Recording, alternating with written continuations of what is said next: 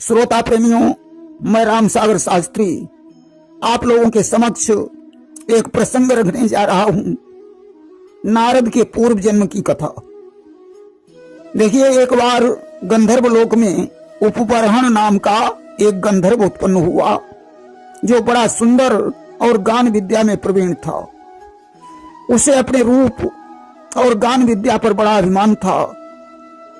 और हमने पहले भी आप लोगों को बताया कि अभिमान ही विनाश की जड़ है। जब अभिमान सीमा से अधिक बढ़ जाता है तो उसका भक्षण भगवान करते हैं। अभिमान एक प्रकार का नहीं होता है। किसी को अच्छा संत मिल गया तो उसे संत का अभिमान, किसी को अच्छा गुरु मिल गया उसे अपने गुरु का अभिमान, किसी को अच्छा शरीर मिल गया उसे अपने शरीर का अभिमान, किसी को अपने बल का अभिमान, किसी को अपनी विद्या का अभिमान, किसी को अपनी दान वीरता का अभिमान, किसी को अपने धन का अभिमान, किसी को अपने मित्र का अभिमान, किसी को अपने पुत्र का अभिमान और किसी को अपनी सुंदर पत्नी का अभिमान। यहां तक किसी भी चीज पर अभिमान किया जा सकता है, परंतु अभिमान करना अच्छी बात नहीं है। उपबरहण नाम का गंधर्व को अपनी गान विद्या को लेकर बहुत बड़ा अभिमान था कि मेरे समान कोई गायक नहीं है। उसे अपने रूप पर भी बहुत बड़ा अभिमान था कि मेरे समान कोई सुंदर नहीं है। देखिए, इन 5 चीजों से मनुष्यों की पूजा होती है कि वेसेन वपुषा वाचा विद्या विनयेन च वकार ही पंचभिर्युक्तो नरो भवति पूजिता। भेष से, शरीर से, वाणी से, विद्या से और विनय से मनुष्य की पूजा होती है। उपबरहण का शरीर अच्छा था, गान विद्या में निपुण था, इसलिए देवताओं की सभा में इसकी इज्जत होती थी। जैसे जैसे इसका सम्मान बढ़ा वैसे वैसे इसका अभिमान भी बढ़ता चला गया। यहां तक इसके अभिमान को भगवान सहन नहीं कर सके। अस्तु एक दिन की बात है, विश्ववर्ज नामक देवता के यहां एक सभा हुई जिसमें ऋषि मुनियों को बुलाया गया। उपबरहण नामक गंधर्व उस सभा में गीत गा रहा था। अंगिरा ऋषि भी विश्ववर्ज की सभा में पहुंचे। अंगिरा बड़े काले थे। उपबरहण ने अंगिरा को देखा, इससे उनके रूप को देखकर हंसी आ गई। अंगिरा जैसे परम योगी भला अपमान को कैसे दोबारा करते। योगियों की शक्ति का पता लगाना सबके वश की बात नहीं है। अरे योगी जन तो ब्रह्मा विष्णु महेश से भी लड़ जाते हैं।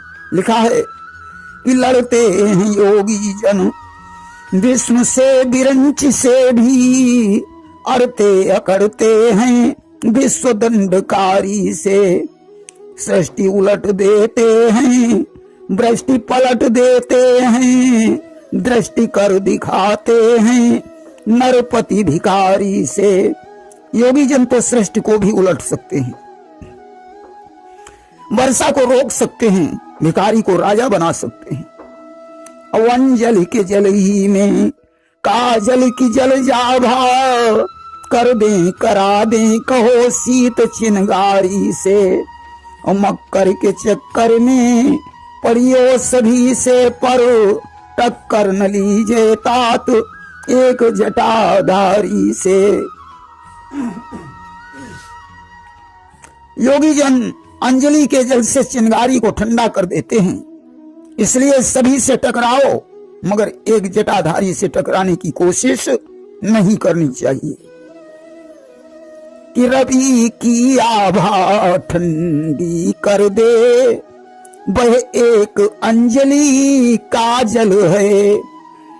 हिल जाएं जिससे महावीर, वह एक तपस्या का बल है। योगी जन तपस्या के बल से सब कुछ कर सकते हैं। आज तो इन्हें क्रोधित नहीं करना चाहिए।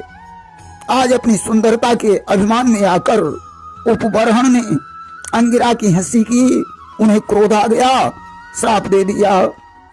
कि तमकी अंगिरा दीनो सापा, अहो शूद्र तुम अपने ही पापा। श्राप दे दिया जा तो शूद्र हो जा। श्राप के कारण उपवाहन ने एक शूद्रा की कोख से जन्म लिया। शूद्रा एक ब्राह्मणी के यहाँ दासी बनकर काम करती थी। ब्राह्मणी बड़ी धर्मनिष्ठ महिला थी। उसके यहाँ साधु संत आया जाया करते थे। धीरे धीरे चौमास का महीना आ गया। कुछ ऋषिवृंद चौमासा व्यतीत करने के लिए उस ब्राह्मणी के घर में आए। शूद्रा ऋषियों की जूठन उठा ले जाती थी, खुद खाती थी और अपने बच्चे को भी खिलाती थी। ऋषियों की जूठन खाकर बच्चे का हृदय पवित्र हो गया और वह उन ब्राह्मणों के साथ हर कीर्तन करने लगा कि श्री कृष्ण गोविंद हरे मुरारे, हे नाथ नारायण वासुदेव। श्री कृष्ण गोविंद हरे मुरारे, हे नाथ नारायण वासुदेव। देखिए, इस संकीर्तन का अर्थ इस प्रकार है। कृष्ण आकर्षयति सर्वजनान इत्सा कृष्ण, जो सभी के मन को आकर्षित करे उसे कृष्ण कहते हैं। गोविंद, गो यानी इंद्रिय, बिंद यानी रक्षक, इंद्रियों के रक्षक को गोविंद कहा जाता है। हरे, हरे यानी हरि, हरि किसको कहते हैं? भगवान विष्णु को। मुरारे, मुर राक्षस को जीतने वाले मुरारी। हे यानी है, नाथ यानी स्वामी। नारायण, नारा ए स्वयनम बराबर नारायणम, जिसका निवास जल में हो उसे नारायण कहते हैं। वासुदेव, वसु यानी प्राण, देव यानी रक्षक, जो प्राणों के रक्षक हैं उन्हें वासुदेव कहा गया है। इसलिए इस संकीर्तन में भगवान को पुकारा गया है कि हे सभी के मन को आकर्षित करने वाले, हे इंद्रियों के रक्षक, हे मोर को जीतने वाले, हे स्वामी, हे जल में निवास करने वाले, हे प्राणों के रक्षक। आज तो हरि कीर्तन के साथ साथ ऋषियों ने उस बच्चे को दिव्य ज्ञान का उपदेश दिया।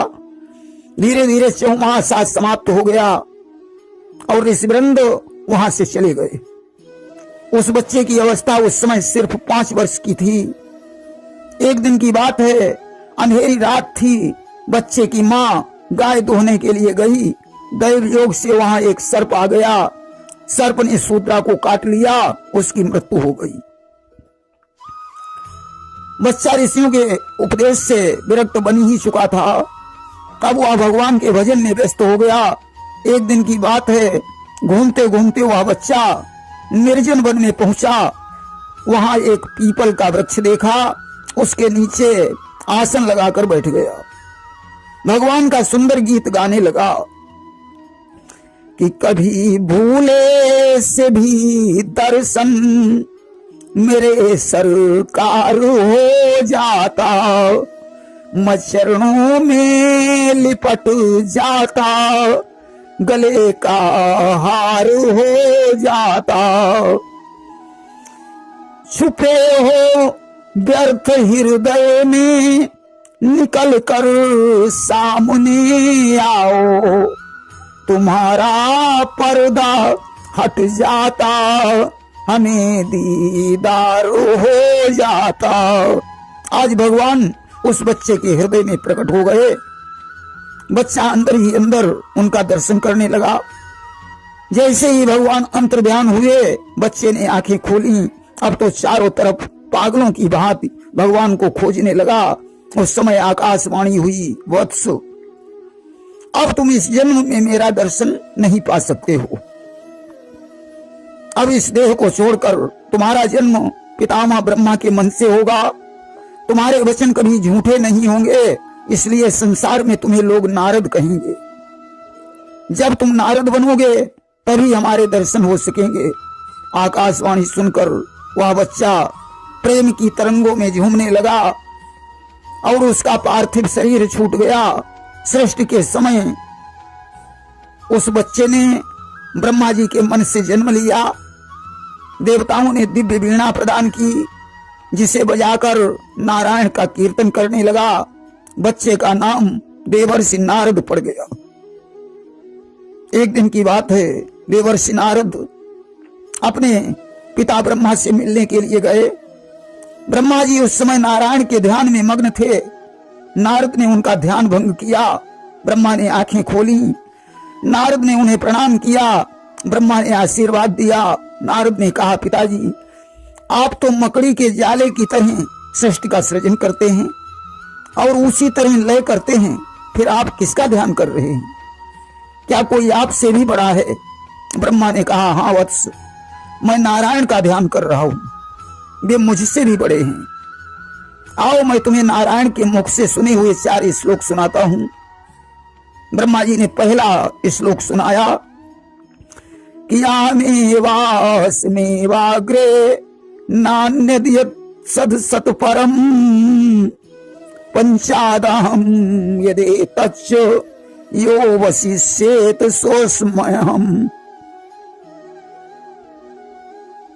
आमेवास्मेवाग्रे नान्यद्यत् सद सत परम पंचादहम यदे तच्च यो वशिष्येत सोऽस्म्यहम्। सृष्टि के पहले मैं ही था, मेरे अलावा कोई नहीं था। जहां सृष्टि नहीं है वहां भी मैं हूं, और जो सृष्टि है वह भी मैं हूं। जो देख रहे हो वह मैं ही हूं, जो कुछ बचेगा वह भी मैं हूं। ब्रह्मा जी ने दूसरा श्लोक सुनाया, ऋतेर्थम यत् प्रतीयेत न प्रतीयेत चात्मनि तद विद्यादात्मानो मायाम यथा वासो यथा तमः। ऋतेर्थम यत् प्रतीयेत न प्रतीयेत चात्मन तद विद्यादात्मानो मायाम यथा वासो यथा तमः। न होने पर भी जो वस्तु 2 चंद्रमाओं की तरह प्रतीत हो रही है या राहु की भांति है, वही माया है। यथा महान्ति भूतानि भूतेषु चावचेषनु प्रविष्टानि प्रविष्टानि तथा तेषु न तेष्वहम्। जैसे प्राणियों के छोटे छोटे शरीर में पंचभूत आकाश आदि प्रवेश किए हैं, वैसे ही उन प्राणियों के शरीर में आत्मा के रूप में मैं रहता हूं।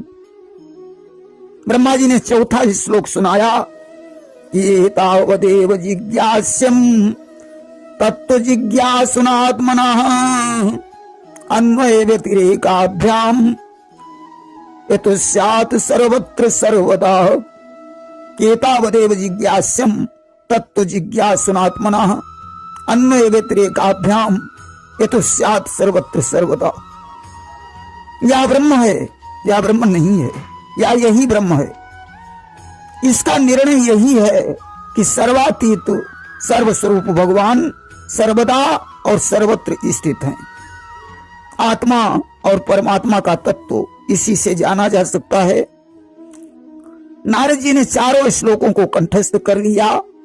जिस समय 17 पुराणों की रचना करके भी व्यास को संतुष्टि नहीं मिली, तो नारद ने यही 4 श्लोक व्यास जी को प्रदान किए थे, जिनका आधार लेकर व्यास जी ने 18वें पुराण श्रीमद् भागवत की रचना की थी। प्रेम से बोलिए वृंदावन बिहारी लाल की जय।